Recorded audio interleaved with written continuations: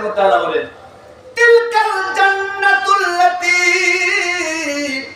নূরিসু মিন ইবাদিনা মান কানা তাকিয়া।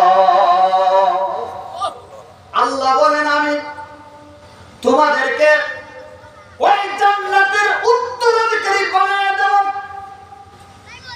ওয়ারিস সূত্রে তোমরা প্রাপ্ত হবে। ওয়ারিস বাপদাদার সম্পত্তি তো ওয়ারিস সূত্রে মালিক হয়, ঠিক কি না? আমাদের জান্নাত তো আমাদের বাপদাদার ভিটা, আসল গন্তব্য আমাদের জান্নাত। তবে শর্ত আছে, আল্লাহ কয় তবে বান্দা শর্ত হলো বাপ দাদার যোগ্য সন্তান হতে হবে।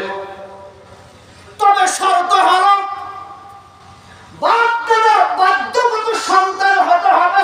যদি অবাধ্য সন্তান যদি হও, আল্লাহ বলেন তোমাকে জান্নাত থেকে বঞ্চিত করে দিব, জান্নাত থেকে মাহরুম হয়ে যাবা, তোমার জন্য জান্নাত বরাদ্দ থাকবে না।